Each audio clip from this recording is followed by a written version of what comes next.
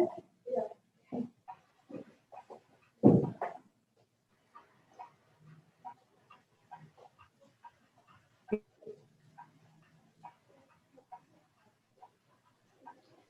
We're live. Right. Yep. I haven't got anybody on my screen.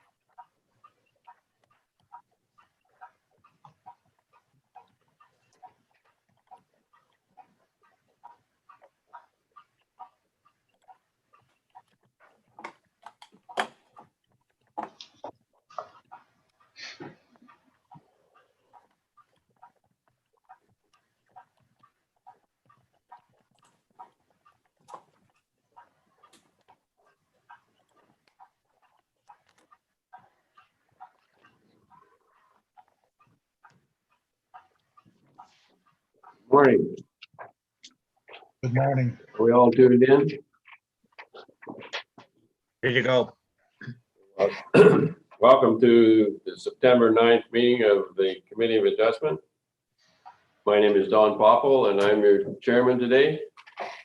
Our committee today consists of Mr. David Bishop, Nancy Wood Roberts, who is a councillor of Ward 1, John Smith, who is councillor of Ward 4, and our moderator is Danielle Hicks, who controls the internet and everything else that's sitting in this office right now.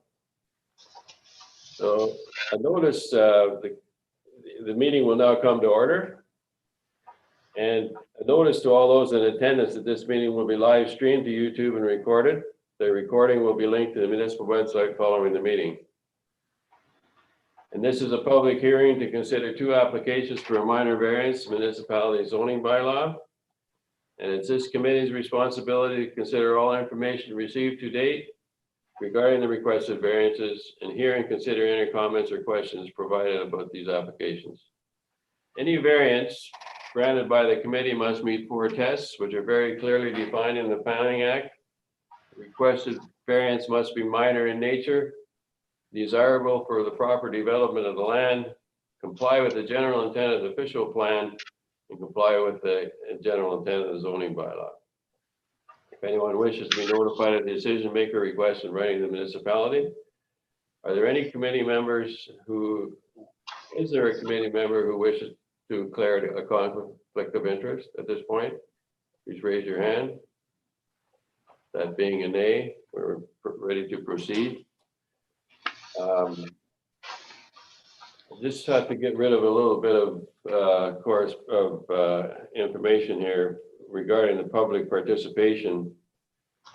This meeting and future Committee of Adjustment meetings will be hosted by electronic participation format only until the emergency declaration for COVID-19 has been lifted. And any oral or written communications received in advance of the meeting will be verbally read aloud at the time the application is considered.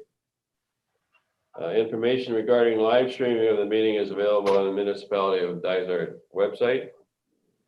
And any people who have pre-registered will have an opportunity to present or ask questions about the proposals. So the first case we're going to deal with is from Quest and Draper. It's filed D13NB 2020 number 11 regarding 1009 Serendipity Trail in Long Lake. And Linda, are you connected with us here at this point, Linda Draper? Yep. Are you? Is she live? Yep. We don't. You're just on mute, Linda. Okay, here you go. Yes, I am present. Okay, would you like to just give us a little bit of a history and synopsis of what we're dealing with in this particular application? Sure. My daughter, Lisa Quest, and her husband, Ian, who currently reside in London, England, bought property on Long Lake in 2013. Right. They had a local contractor build construction on the Serendipity property, for which they were having their wedding in 2014. So the contractor was going to get the permits, build the shed with a washroom facility for this wedding to take place there. And when they came back in August of 2014, they had their wedding there and didn't find out till a later date that the septic was disconnected and no permits were applied for. So what they're doing now is trying to just make it right and get, permission to rehook up the septic system to that cabin. Okay, for the information of the committee, this particular situation is being discussed in an official plan amendment. So just to bring you up to speed on that. But does anyone have any questions to start this off? David? So it's my understanding there is absolutely no main cottage in connection with this property at this point in time. There's just this quote private cabin. Correct. That's right. It's actually like it looks like a shed and was to be built like a shed with a washroom facility. It's very bare bones, just the outer construction, nothing in the inside. Yeah. And there's no other permanent building on that property, no. So when you constructed this item, not consult with the zoning at that point in time, you would have known about the zoning at the time that you purchased the property. The construction of the building was to be of a shed form. It was just to be like a storage shed with a washroom. But the zoning didn't allow a washroom, is that not correct? Well, the building construction company assured us that that was not an issue, and may or may not be a permanent situation. So that you might not be a permanent situation in regard to the septic system or in regard to the zoning? Oh, the building would be permanent. We didn't know how big the building would be at that time. Like my daughter was unaware that it was just more like a shed. And the septic they had requested so that there would be a washroom facility for the wedding. So there was no permit of any kind taken out in regard to this property, like no permit for the shed and no permit for the septic. Is that right? Yeah, my daughter never found out that until after the fact, but that because the building construction company said that they would be the ones that looked after the permits. So the septic system is in at this point in time. It's disconnected, but it's definitely in, yes. So is there an immediate need for you to get this permitted and hooked up at this point in time? Is there something that's happening imminently, like next week or in a month? No. So my question to you would be, if the township is going to change its zoning bylaw within, say, November, and I would defer to Jeff to talk to me about that. If you just sat on your hands for a little while and it became a part of the zoning bylaw, would it be of any distress to you? No. The other option we have is to clean it up at this point in time. So it's our call with respect to, we have the right to do that. So, but Further, in this particular situation will be addressed in the new amendment included in the official plan. if I may then, Mr. Chair, if there's no distress at this point in time, maybe these people, this is just a suggestion, should think about just deferring this meeting until they see what the zoning bylaw is going to be. And then if the zoning bylaw is amended to encompass that septic systems are allowed for a private cabin, then there's no need for a minor variance whatsoever, and their record of their property ownership won't show any minor variance. It would just show compliance with the bylaw. Correct. Their requirement then at that point in time would be to take out the necessary permits for both, I guess, the construction of the existing building and for the installation of a septic system, because they're going to need permits for it sooner or later. It's just a suggestion, and then they can defer this and wait and see what council does. If council does not include this septic for private cabins in its zoning bylaw, then they bring it back forth to this meeting to see if a minor variance could be granted. The concern that I might have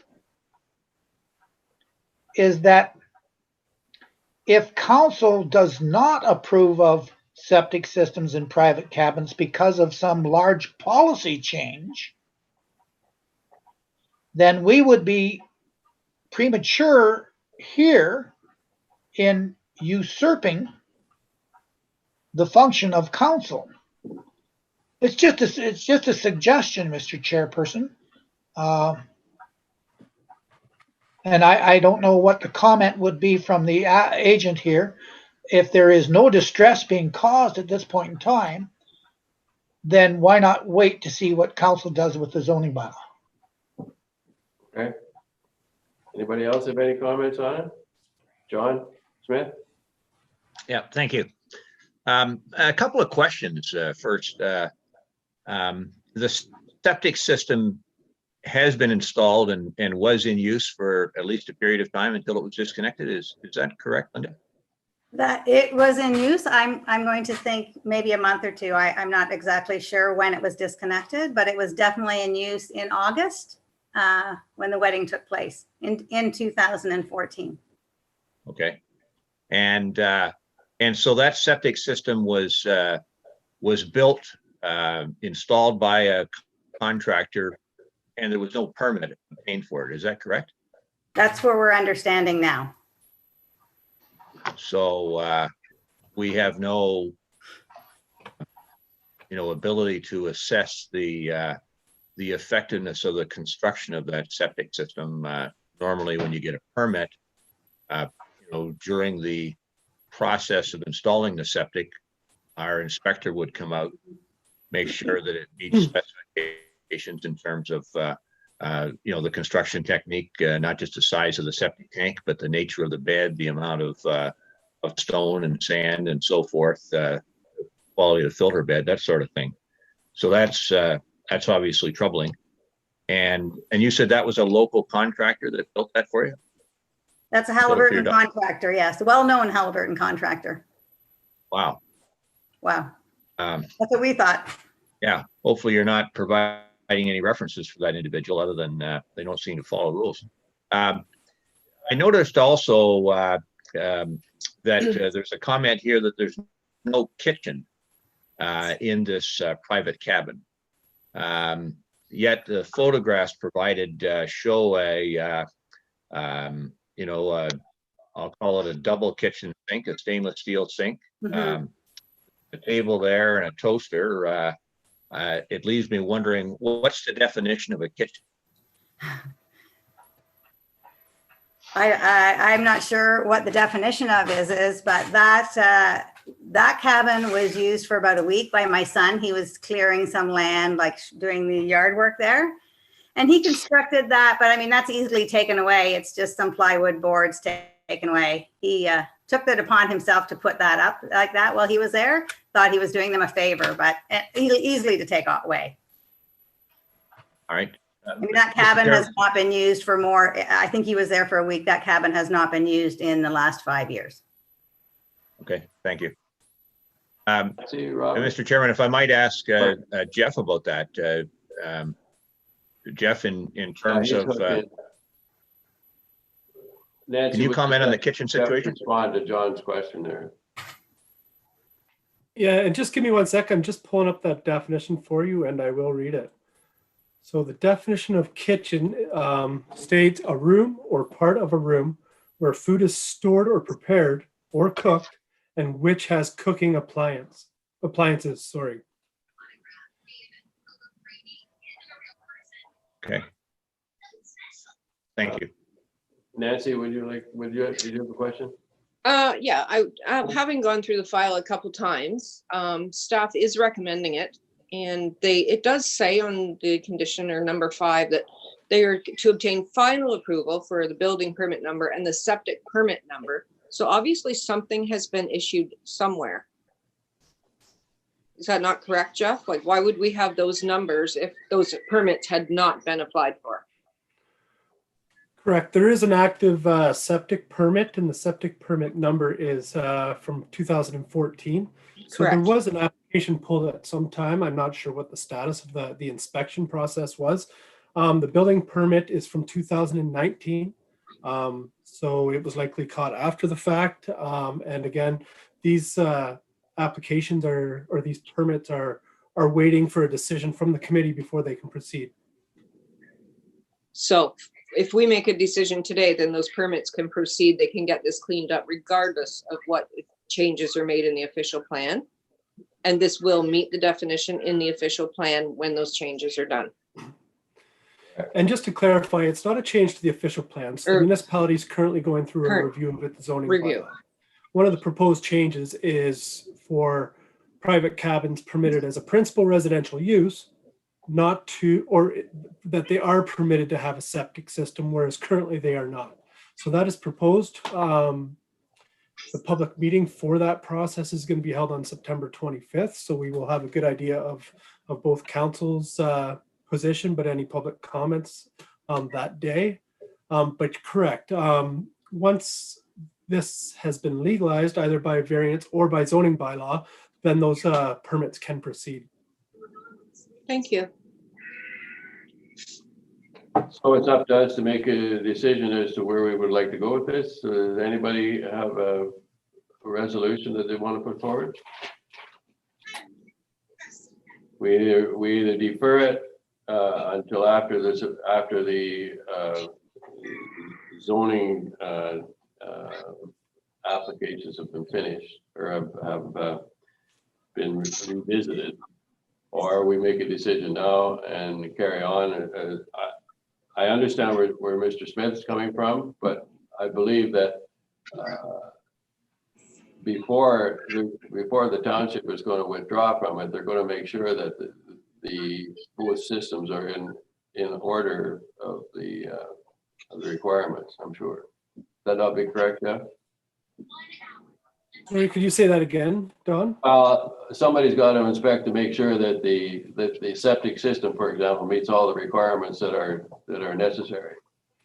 So that True, was and I'll defer that to the building department, but in my in the history of what I know here, just speaking with them, if necessary, they have the ability to request that certain things be torn down within the building to make sure the plumbing's correct. And I would assume with the septic system the same, that if necessary, certain things need to be dug up to make sure they were installed correctly.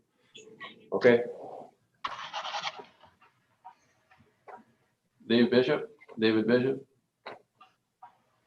It would be my suggestion, Mr. Chair, that subject to the applicant understanding and making sure they know what I'm suggesting, is that they request referral until we see where council goes, either on the public meeting or with the actual passing of the bylaw, since it's not taking any harm at this point in time. And I would, and there's no imminent requirement of use, that it would be in a position where we would be ensuring that we don't fly in the face of a possible policy attitude of council. And I can't make the motion to defer. It would have to come as a request from the applicant. So that would just be my suggestion. And then the rules are still going to be there, no matter what situation happens, where they're going to have to comply with the necessary permits. And as was referenced, they might have to expose some of the septic system in due course, but that's another question they can ask of their contractor. Mr. Isles? And just to clarify a comment there, Mr. Bishop, the committee members do have the ability to defer a decision on an application for more information. So if that is something that the committee wants to put forward, that is something that the committee can choose. Thank you. Nancy? I would just make a motion going from the staff comment and the recommendations to just move forward with this and pass it. Okay, is there a seconder for that motion?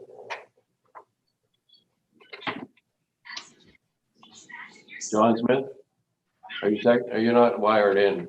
Yep, sorry, at mute. I'll second that to enable the discussion, at least then there can be a vote on it. Okay. Motion's been moved and seconded that we accept the request as it's moved and seconded. The committee's decision with respect to file D13 MV 2020-11 be recorded as follows. The decreased provisions of section 9.1 to permit a lot in the rural type 1L zone to have a private cabin used as a principal residence use to have sewage facilities. Granted. Carried. Been moved and seconded.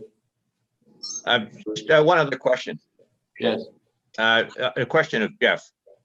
So Jeff, you've prepared this report, made this recommendation. Do you have any concerns to David's comments about the zoning bylaw changes that have been proposed that are going through public consultation right now? Do you have any concern about this application with respect to any possible outcome in terms of that zoning bylaw consideration? That's a great question, and certainly Mr. Bishop raises a valid point, because there are certainly a lot of unknowns when we go to the public meeting process for that, for the general review. What I would say is that the current direction from council is to include that provision, but also to include potential changes for structures such as tiny homes in this same zone. So, and if that were to proceed forward, then a building of this size could possibly be permitted as a principal residential use with kitchen facilities as a tiny home. So there's always a concern that it might not go through, but the feeling of council is they're looking to move forward with not only this this proposed change, but also maybe including provisions for smaller dwelling unit sizes. And then as a follow-up to our representative here, Linda Draper. Linda, why has this application come forward now? The wedding was back literally years ago. The septic permit application went in 2014. Why are we here today?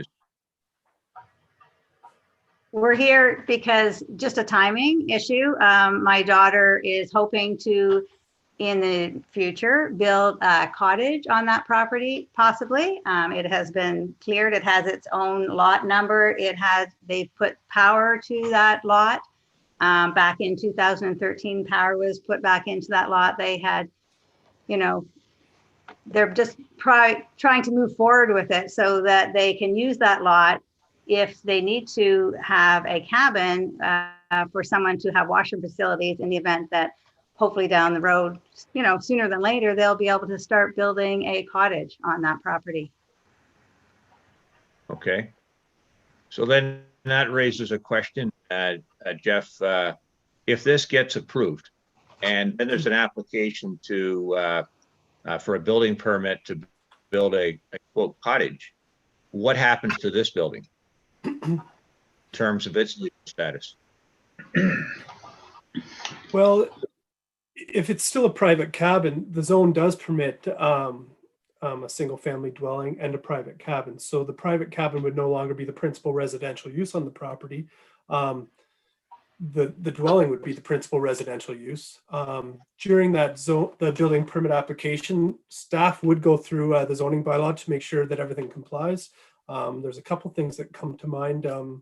That private cabins can't be located in a front yard abutting a shoreline. So staff would review to ensure that the dwelling was at least the same setback as the private cabin, or another minor variance would be needed.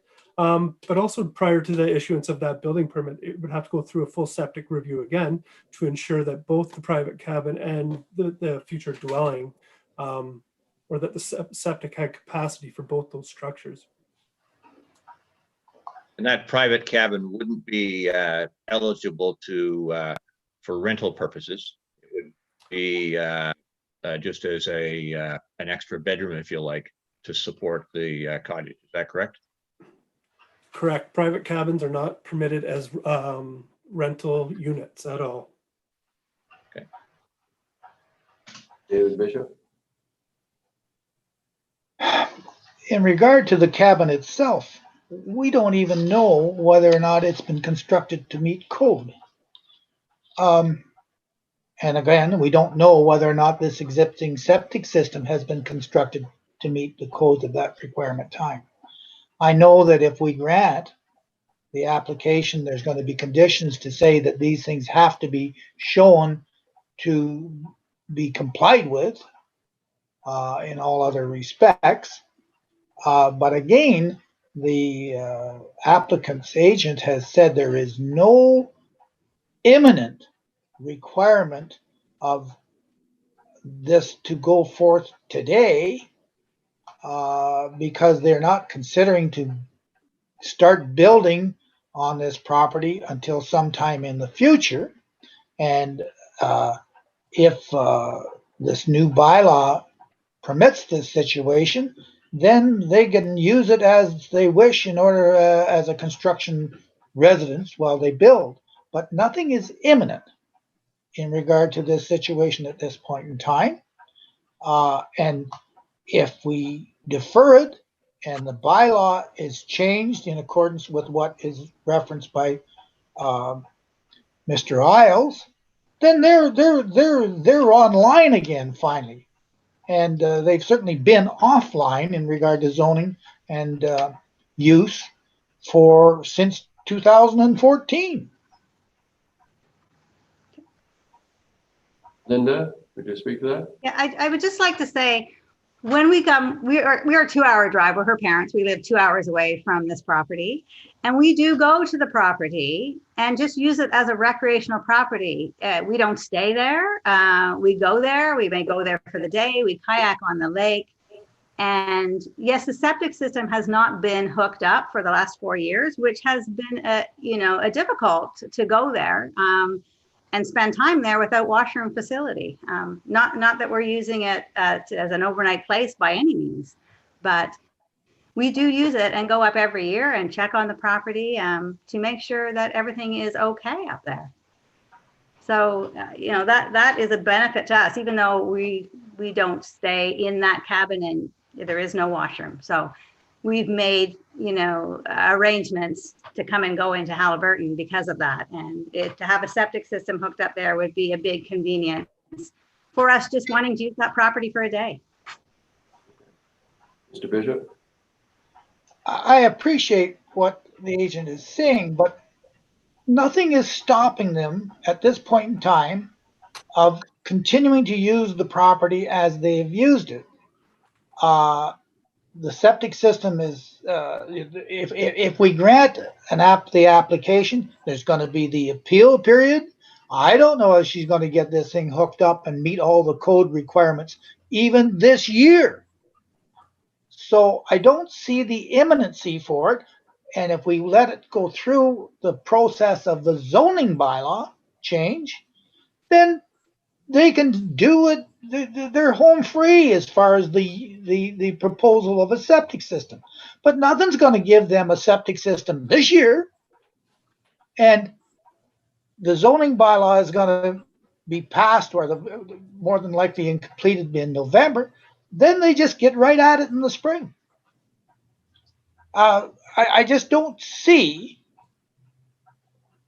And the other side of it is, you never, we're in a situation where if there is a policy change in the new zoning bylaw, then we could be flying in the face of something we don't know. And I don't see the problem in deferring it to see what happens in the zoning bylaw. Roberts, you wish to speak? Yes, I just thought, they've paid their fee for this application. I'm just, again, going by the staff recommendation. I have a question for Jeff. If we were to wait until the zoning bylaw perhaps changed, would they still have to go out and obtain the final approval for the building permit and septic permit, or would it just be like accepted as is? Or do we pass this now and then ensure to the municipality standard that the building permit, that the building is up to code, and that the septic is as it should be to be functional? Right now, there's 2 open permits with the municipality. So at some point, those permits will need to be completed, regardless of whether the variance is approved today or not. So I go back. There is 3 decisions that the committee can make today. It's whether they wish to approve it, whether they wish to deny it, or whether they wish to defer it for more information. We have a motion on the floor, and it's been moved and seconded that this be granted. Can you raise your hand in support? If you support the Roberts, John Smith, vote in favor of it, so the motion is passed.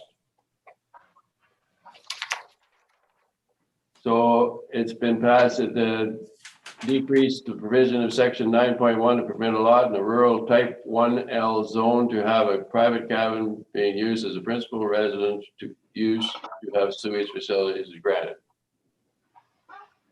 Correct? Okay. You're all set to go, Linda? Thank you so much for your help. Thank you.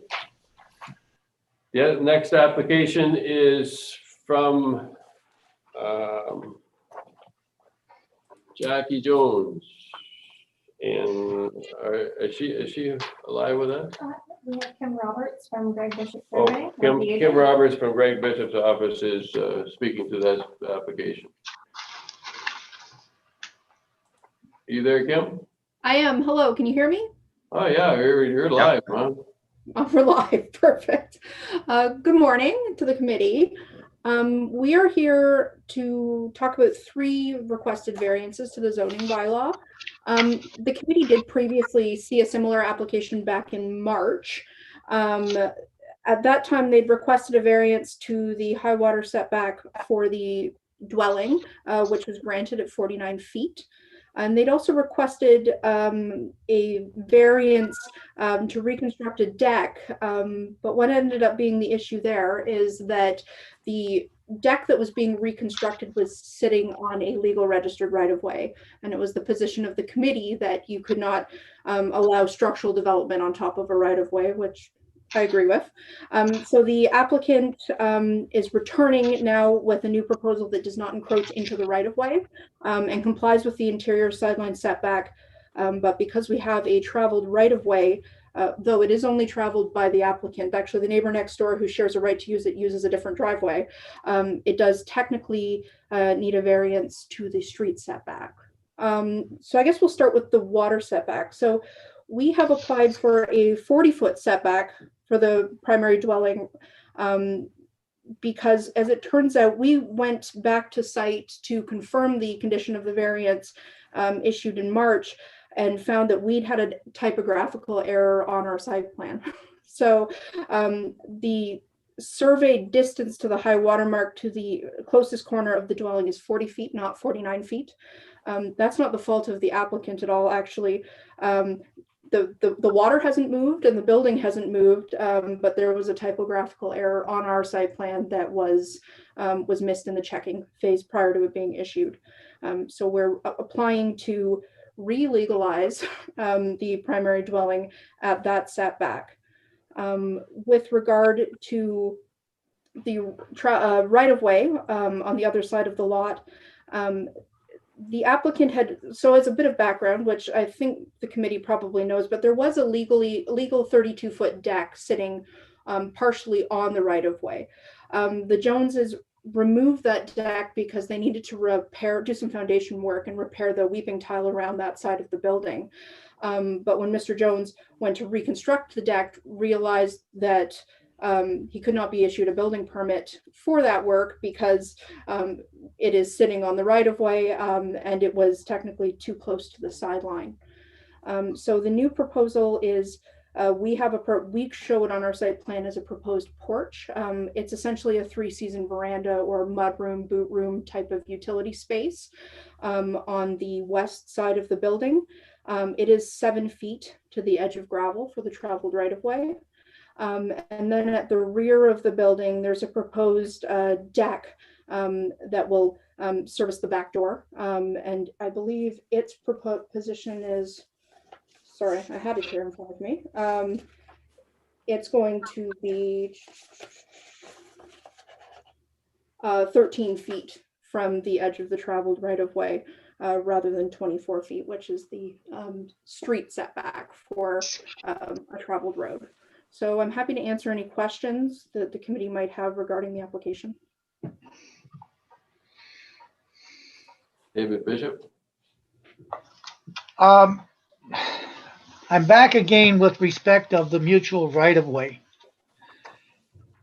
Although the existing driveway is indicated in a position where it's not right up against that limit of the right-of-way, nothing in my suggestion would prevent the neighbor next door, even though they have an alternate access to their property, they have a legal right to use as an access the extra 33 feet or whatever that distance is. It's not indicated here. What would happen if they decided that they wanted to create another access to their property, which they're entitled to do, coming down that right-of-way and making the traveled gravel edge of it right up against that line? What's to stop Mr. Jones from cutting down all of the trees that provide the privacy between their properties to expand his onto the 15 feet on the neighbor as well? It is a mutual right-of-way, so there's a certain degree of, I think, with these neighbors, mutual respect of each other's right to privacy on these properties. So this is the 30-foot wide right-of-way, 15 feet on either side of the property line. I beg your pardon. Yeah, just so you know, it's hard to read on the copy that's with the package. So technically, legally, there's nothing to stop anybody from making this a 30-foot wide road coming all the way down and filling that entire limit. In general, the wording of the street setback for the right-of-way is talking about edge of traveled gravel because most people construct a road or a driveway within a right-of-way, and in some cases, as you know, Mr. Bishop, lots of prescriptive rights-of-way where there's no survey at all. But in this case, sort of there is a well-established driveway. You can see the neighbor's driveway sort of up at the north side of the lot. But I agree, there's no reason why the neighbor couldn't use this as access. There's no reason why they couldn't use it as access up towards the bunkie as well, though, and have a spur come off of Mr. Jones's driveway too. So, I mean, there's a lot of kind of what ifs and eventualities that we could consider. Ultimately, there is no setback in the zoning bylaw to the edge of a registered right-of-way. It's just the traveled right-of-way. And there was an existing deck here previously that everybody had lived with for 30 years.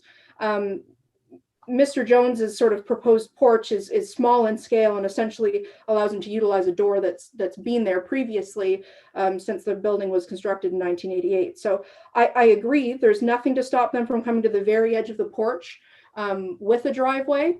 The limit between these two lots, kind of on the other side of the edge of gravel as it abuts the neighbor, is very well treed with deciduous and coniferous trees. There's a very good tree line through there, which I think both neighbors that's their preference. They like that they can't see each other particularly well along there. So I don't imagine that that would be the intention of the neighbor. And I don't know, and again, perhaps Jeff can speak to it. I don't believe that the neighbors provided any comment that they're opposed to the application. I know they hadn't on the previous application in March. I can appreciate that at this point in time, and I suppose if we grant this variance, then if anybody buys from that other neighbor, they're not necessarily going to know that a variance was granted, but they could find out.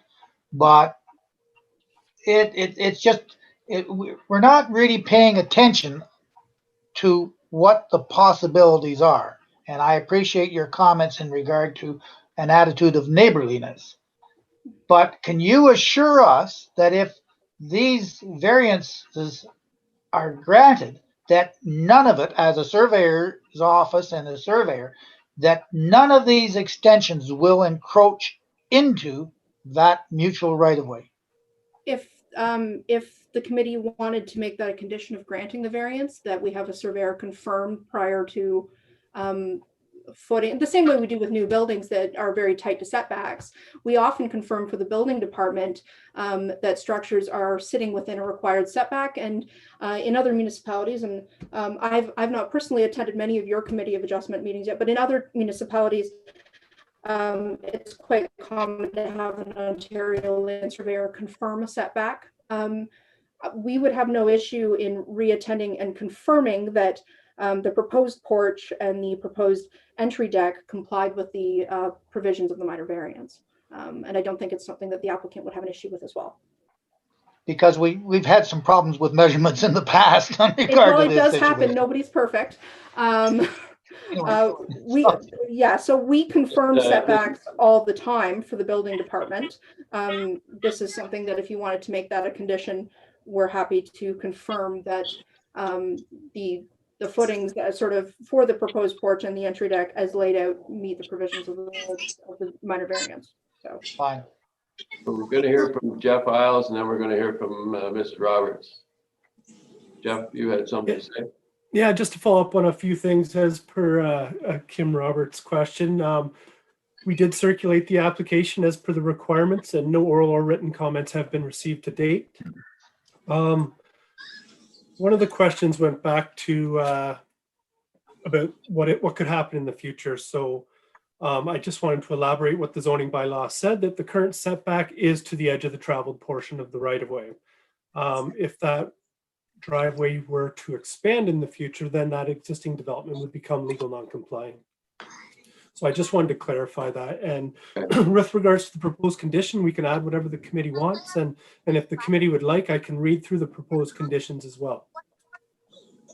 Just before we I pass over to Mr. Roberts, I'm sure that you have read that this is a returning application from a variance that we granted that had a condition on it that they had to verify when an OLS that they were meeting what we granted, and of course it came up short. I think we should consider at some point. We didn't visit the property when we were granted the first variance. I think we should before we do this. So, Mr. Roberts? Which one? Nancy? Oh yeah, which one? Sorry. sorry, we're both here. I would agree that I would hope that a couple or a few of the members could actually go do a site visit. On the pictures, although they're well taken pictures, it's just hard for me to vision where the driveway is and how it gets up to the road, and just the overall site. I think there should be a site inspection before it goes any further. I just hate to waste people's time, but it's just a bit vague for me. Would prefer to visualize it. Would you be prepared to make that motion? I think so, yes. Yes. Your seconder for that the application be deferred pending a site visit. Second by John Smith. Mr. Bishop? I was making a second motion, that's all. Okay. So your hand was up first, I think, but I can't remember which. Okay, Anyways, it's been moved and seconded, moved by Nancy Wood Roberts and seconded by Mr. John Smith, that the committee's decision with respect to file D13MB 2020-12 be recorded as follows. The decreased provision of 5.2 to permit a dwelling of a minimum water setback of 12 meters or 40 feet, as opposed to required minimum of 14.5 meters or 49 feet as permitted, is deferred. And decreased provision of section 3.30 to permit a veranda to have a street setback of 2 meters or 7 feet as opposed to required 7.5 meters or 24.6 feet is deferred. And decreased provision of section 3.30 to permit a deck to have a street setback of 3.9 meters and 13 feet as opposed to required 7.5 meters is also deferred. Would you indicate your support for the motion, please? Just a question before we vote on the deferral. I had a couple of questions with regard to this application that I'd like to ask No problem. before we defer the topic, if you know what I mean. Okay, well, we have an application, we have a motion on the floor, but we can still discuss it. So you're up. All right, thank you. And the questions are for Jeff. First, Jeff, your report here indicates that the building doesn't seem to be on the shoreline road allowance. How wide is the shoreline road allowance in this area then? 6 foot. And if you look at the survey, you can see the shore road allowance. And actually, and this is kind of a unique water frontage because there is some flooded land between the shore road allowance and a portion of their water frontage. So the shore road allowance is in the location of where their dock is on the plan. And you can see it kind of bending around, but does not generally follow the frontage. Do you see what I'm looking at, Councillor Smith? Yeah, I guess it's just maybe the scale of it then. So it's puzzling as to, and maybe it's just unusual that we're talking about a building that's within 40 feet of the high water mark, and yet it's not on the shoreline road allowance. That's not usual, is it? Well, it's different in every circumstance because sometimes the shore road allowance can be completely flooded and sometimes it can be completely dry. And in this instance, a majority of it is flooded. There is just a tiny little portion which is not. So the shore road allowance is actually located out in the water for the most part.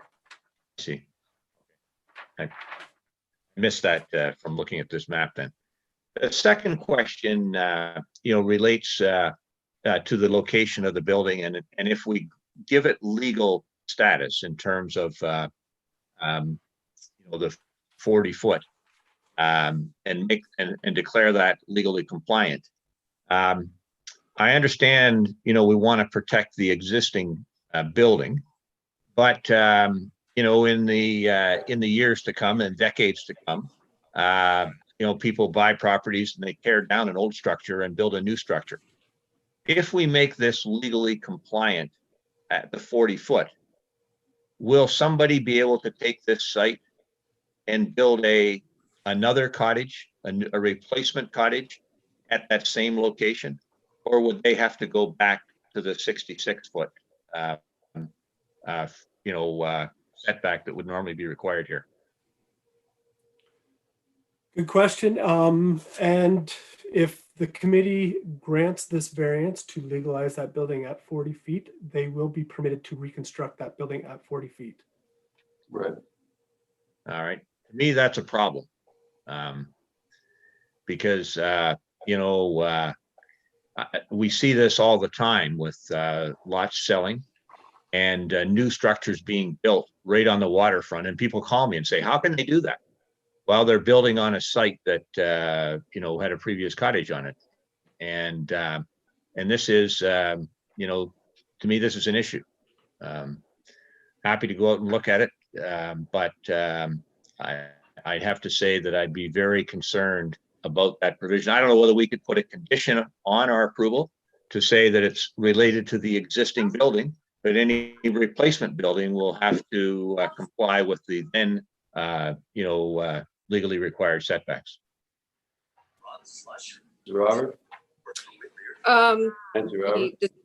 The setback that's there now was granted at 49 feet way back in 1988. So the municipality does have some responsibility in that. I understand that at 49 feet, not at 40 feet. The other Mrs. Roberts? Thank you. Gail? Just a couple of comments to address Councillor Smith's questions. So this building, this sort of flooded bay area that comes close to the building, it is extremely shallow. So it doesn't really, and you'll see it on site, and we'll certainly be able to appreciate it. If you let a couple of logs out of the dam towards the end of the summer when the water levels become low, what may appear to a layperson or a builder or a building inspector in 1988, it may look like the water is substantially further out than it is. This is sort of this bay, even our field crew found difficult to tie it in on the initial visit. The other thing I will say is that when this structure was constructed in 1988, and then the addition of the sunroom was put on in 1992, the township did not require that a surveyor lay it out and confirm that it matched the setbacks. Yes, they always say, it's incumbent upon the property owner to ensure that it meets setback. But for a lot of people, and again, I'm not excusing or anything like that, but for a lot of people, when they think about their high watermark setback, they think kind of a front lot line setback. And this structure is set back 66 feet at the front, sort of when you look towards where the dock is. So there was no malicious intent in constructing a building at 40 feet from the shore. The understanding of the builder, and obviously the building department at the time, because this was fully permitted, the deck that was constructed on the right of way was fully permitted. They were given an occupancy permit for this as well. This was all kind of done right. And the property owner, Mr. and Mrs. Jones, they were the ones who constructed this cottage. And when they found out that there was a problem, they brought it to a minor variance to fix the problem, to do it right. My only concern would be, and again, I support, protecting shorelines as well, 30-meter setbacks, naturalizing shorelines, that kind of thing. I'm not a, pave it all type of personality. But I do think that we need to recognize that in some of these cases, where we're looking at things that were done 20 or 30 years ago, or 50 years ago, when we look at some of the original subdivision lots that are about 4 feet from the edge of the water, there's a certain aspect of, we don't want to be punitive to people for trying to fix things or do things right. And so I would be very concerned with this not being granted legal non-compliant status when they've gone through the process to try to do everything right. I think not doing that and kind of setting a precedent of not doing that when buildings have been fully permitted and gone through, had surveys done and that sort of thing, it could potentially make it seem like getting a minor variance and that kind of thing is onerous. And you see a lot of it in Haliburton County where people do a lot of work without permits, and they only end up here because they've been caught. So that's just my little kind of explanation, rationale. Again, I don't think there was any intention by the property owner to sneak this too close to the lake. I think at the time the requirement wasn't that you have a surveyor place your building and that kind of thing. And the township and the builder and the applicant agreed on that location. Bishop? Yeah, I appreciate those comments, because if you look at the location of the building, if he's looking right straight out to the south, then the building is complying with 66 feet back from that watermark. It's because of the inundation of the flooding that what he might consider a side yard line he's closer than the 66 feet, but in their mind's eye at that point in time, and of course we don't know when it was inspected, at what time of the year, whether it was inspected for approval in the fall or wherever, but you can see where the original 66-foot shore road allowance was. The main aspect of it is he's too close on a flooded area side. And I appreciate the comments of the agent. The big thing that should have been addressed at that point in time, in my opinion, is the porches on the west side of the building. As to if this building was destroyed, it can be replaced, but it's got to be replaced on its exact foundations. He can't continue to expand this situation and encroach further. That's my understanding. Jeff could comment on that. So you're not worsening it if it burned down and you reconstruct, or if you tear down and reconstruct. Want to confirm that, Jeff? And just to clarify, so if the committee does grant this minor variance, they are legalizing that location. So that building can be expanded in that location. Right, correct. That is would be their new water setback, which is the water setback today. And given the location of the flooded land, it does look like it might, the direction of any future development would probably be away from the water anyways. But yes, if granted today, that would be the new legal setback, which is what that setback's always been, as Ms. Roberts mentioned, based on the building permit that was issued in 1988. Okay, there's a motion on the floor that we defer these requests. Can we call for the question? Been moved and seconded. Please hold your hand up in support of a vote. 1, 2, 3. Then there'll be the application has been deferred pending a site meeting, which will have to happen before the next committee of adjustment meeting. So I request that we set a date for that inspection. The next meeting will be held October 14th. right, During these times, we may have to figure out certain arrangements of getting there. Everybody might have to drive themselves, but we could probably all attend as long as we wore masks and socially distanced. So, but if we set a date, that will be helpful to the applicant as well as everybody else here. do you have a calendar? David Bishop? And in setting a date, I would request that you consider setting a date real quick for me to attend. Well, okay. We just gone to, Danielle's just going to get a calendar. 30 days has September, April, June, and November, okay? Yeah. Okay, so the next meeting is going to be. What the hell are we in here now? October 14th. is- October 14th is on my calendar, Wednesday at 11 a.m. October 14th, right, Wednesday, 11 a.m. So what you're saying, Dave, maybe like next week? Or this one. Mr. Smith, are you available next week or this week? What day is this? This is Wednesday. Wednesday the 9th today. Yeah, if you want to do it tomorrow or Friday, I'm good with that. Monday the 14th works for me. I've got a problem on the 16th, but other than that, I'm pretty flexible. Okay, Friday works for me. Friday the 11th? Yeah. Friday no. That's this Friday? The 11th, correct. That work for you, David? Works for me. Can you make that, Nancy? No, I will actually be at work. So the three of us can go. That's enough of a majority. And we'll set it up for. Jeff has a question. Jeff, you available? I have an appointment that day at 10 o'clock. So if we could make it after that, that would be What appreciated. about in the afternoon? The I'm good. afternoon, all right for you? Jeffrey, Yeah, the afternoon on Friday that works for me. David Bishop, Friday Yes. afternoon, Yes, John Smith. Same So we'll Same meet here, here I'm at good. 2 o'clock. Meet here at 2 2 o'clock? o'clock. Meet here at 2 o'clock on Friday.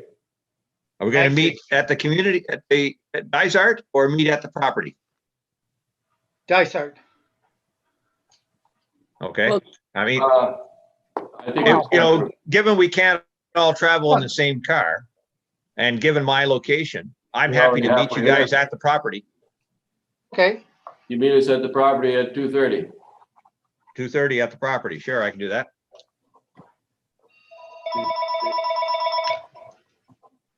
Kim, does that work for you? I can. I do have an appointment Friday afternoon, but I might be able to move it. So So If it then, doesn't- I'll meet you here at the township office at 2:00 then, Dave. Is that okay? okay, 100%. Okay, And Kim, if that doesn't work for you, let me know and maybe we can yeah, see what we can do. I might be able to move it. So I will just I will confirm with you, Jeff. Okay, thank you. we Thank need, you. Thank you for visiting it very quickly. The Joneses appreciate your diligence in getting up to site. So that would be great. before we close off here, we need,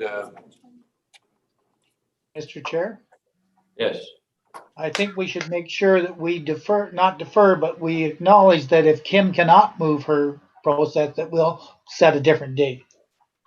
okay.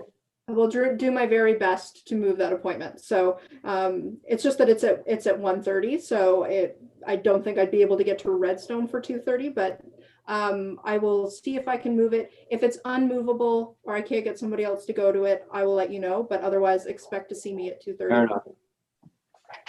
Okay, we're good with that.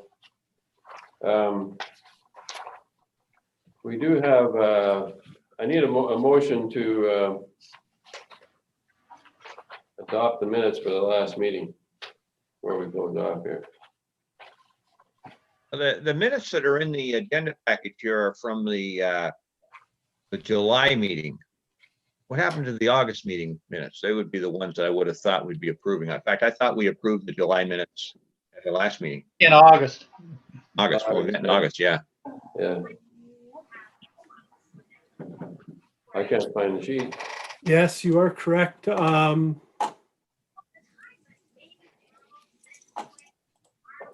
So perhaps what we can do is we can adjust the resolution to read the Yeah. date of the August meeting, which was, I think, August 12th. Has everybody had a chance to look at the minutes? Well, the minutes that are provided to us are the minutes from July, so I haven't actually seen the August minutes. Okay, so maybe we can defer that as well. And what we'll do is provide both copies at the next meeting. Well, even if they're ready, they'll be ready for Friday, right? So we're coming in here at 2:00 and we can take John's out to him and move on from there. So we just hold off on the resolution. Okay, Fair enough? Okay. if you're bringing something out, I don't know if Danielle will have it ready by then, but she always wants us to sign the paperwork. So we have if you bring that one, I'll be in town on Saturday, but of course there'll be nobody in the office there on Saturday to let me sign. So if you bring it Friday, I'll sign that stuff on Friday. Okay, you could always make me power of attorney. There you go. Yeah. There you go. We'll just to bring it along. Anyway, I declare this meeting. Jeff, you got anything else to say? Well, all I was going to say is I know Danielle's out of the office the next couple days, so we might not have the decisions completed in that time, but we'll do our best. We And can- if they're not, it's not catastrophic. I can come in sometime next week. But I know she's always chasing me to come in and do that. And I know I'm coming in Saturday, but I don't know what time next week I'll be coming in. But as long as she's patient, I'm good. Okay. All right. Okay, I need a mover and a seconder for the adjournment of the meeting. Mr. Bishop, Happy to move. Second that. Adjourn.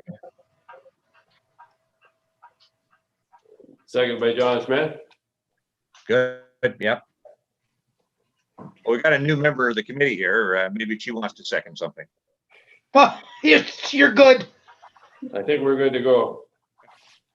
It's being resolved, the meeting is now adjourned at 12:05. I have to be at the dentist at 12, so Okay, we'll see you on Friday. okay, perfect.